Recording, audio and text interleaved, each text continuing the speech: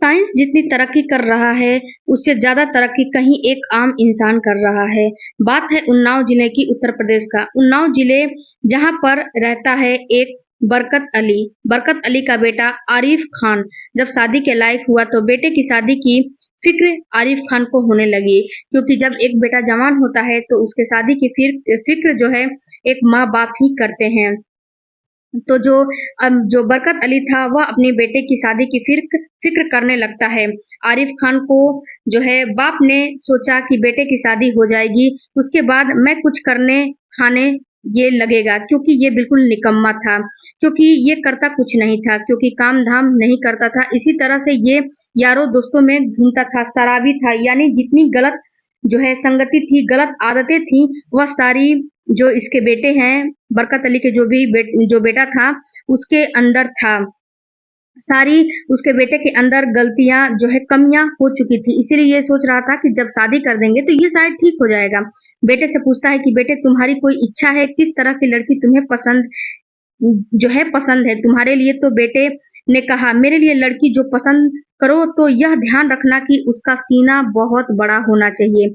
उसकी ख्वाहिश थी कि जिस लड़की से मैं शादी करूं उसको उसकी सीना बहुत ज्यादा बड़ी होनी चाहिए, यानी कि जो जिस औरत की स्तनें बड़ी हो उससे मैं शादी करूंगा। बाप जो है अपने बेटे की बात सुनता है तो वह बहुत ही हैरान रह जाता है।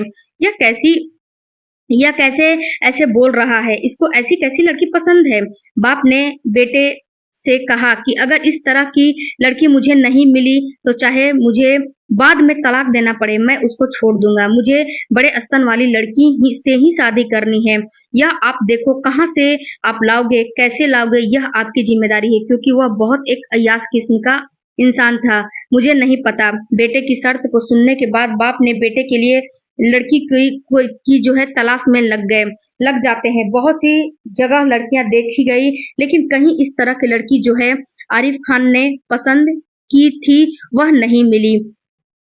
जब तलाश करते-करते उसका बाप एक जगह उसको तलाश करता है तो उसको एक लड़की मिलती है, मेहरून निसा नाम की लड़की। देखने में काफ़ी खूबसूरत थी, उसको वह लड़की पसंद आ जाती है, क्योंकि मेहरून निसा के जो सीना था वह बहुत काफ़ी बड़ा था, एक आम औरत से 2 गुना 3 गुना ज़्यादा बड़ा था।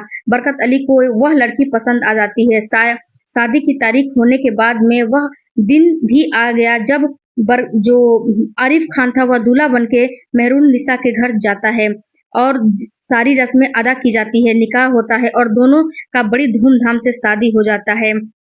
शादी होने के बाद उनकी विदाई होती है और आरिफ खान में मेहरून निसा को ब्याह करके अपने घर उन्नाव लाने के बाद में वहाँ की सारी रस्म निभाई जाती है। वहाँ की जो लास्ट रस्म थी सुहाग रात वाली, उस पे दोनों मियाँ बीवी जब अकेले होते हैं तो दोनों तन्हाई में जब दोनों का जो है अकेले में मौका मिलता है और आरिफ खान ने अपने कमरे में आता है।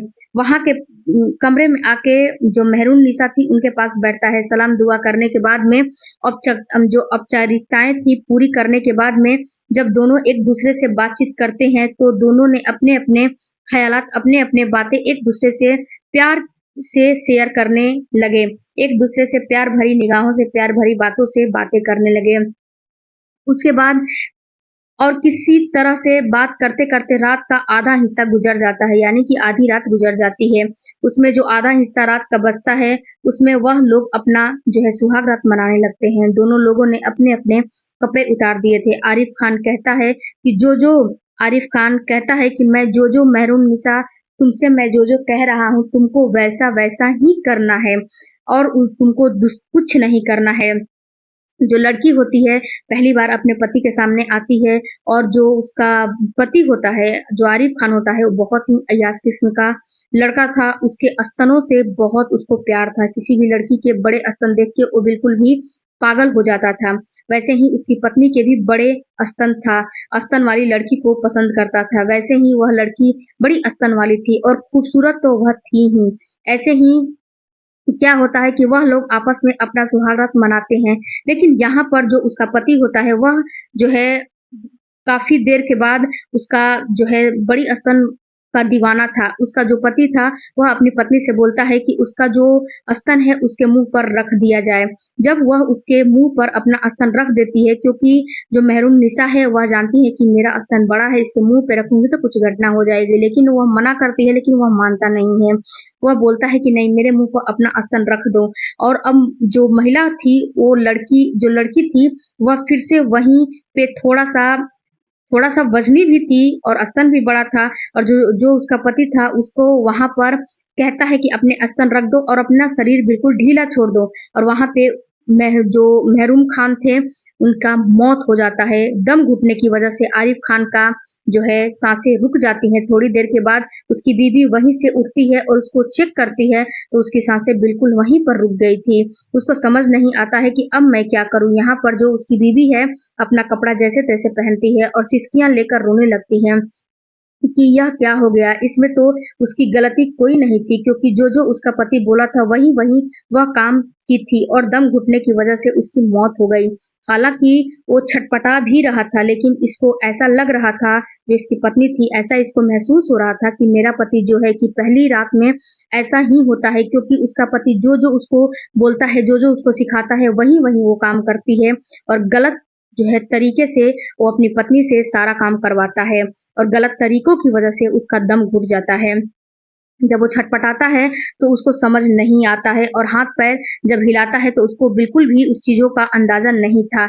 यह एक गलती यहाँ पर करती है कि जो लड़की होती है वह धीरे से दरवाज़ा खोलकर और अपने पति को वहीं बिस्तर पर छोड़कर वहाँ से अपने घर के लिए निकल जाती है और भाग जाती है। सुबह के लगभग 4 बजे वह घर से निकल जाती है। वहाँ पर जब सुबह हो जाती है, जब सूरज की किरणें निकल जाती हैं, जब पति और पत्नी अपने दरवाजे को नहीं खोलते हैं, तब कुछ लोगों ने दरवाज़ा जो है खटखटाना शुरू कर दिया, लेकिन जब ज़ोर-ज़ोर से दरवाजे को धक्का दिया जाता है, तो दरवाज़ा ऑटोमेटिक खुल जाता है। सभी लोग, जो आरिफ खान था, उसकी स्थिति को देखकर शर्मिंदा हो जाते हैं, क्योंकि आरिफ खान जो था बिल्कुल नग्न अवस्था में यहाँ पे पड़ा हुआ था। यह देखकर सभी लोग वहाँ से दूर हट जाते हैं, और वहाँ पे आरिफ खान को एक चादर से उसको ढका जाता है, क्योंकि वो बिल्कुल नग्न अवस्था में वहाँ पे पड़ा हुआ था।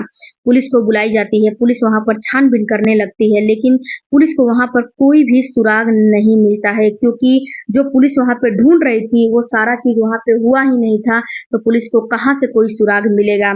जैसे के तैसे बिस्तर पे फूल सजे हुए थे, जैसे टेबल लगा हुआ था, जैसे उसके कमरे की सजावट थी, वैसे ही उस बिस्तर पे जो सजावट थी, फूल बिछाए थे, जस का तस था। वो कहीं से कोई भी सामान टूटा-फूटा बिल्कुल नहीं था। जैसे सामान रखा गया था वैसे ही सामान है।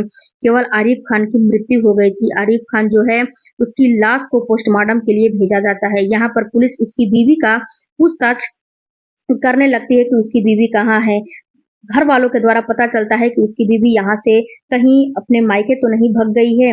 पूछने के बाद उसके घर जो है पुलिस उसका पता लेती है घर का, और उसके घर चली जाती है। इधर जो लड़की होती है वह अपने घर जब पहुँचती है तो अपने घर वालों को सारी सच्चाई बताती है कि मेरे साथ कैसे क्या हुआ है, और सारी सच्चाई सुनने के बाद घर वाले भी दंग रह जाते हैं, यह कैसे होता है।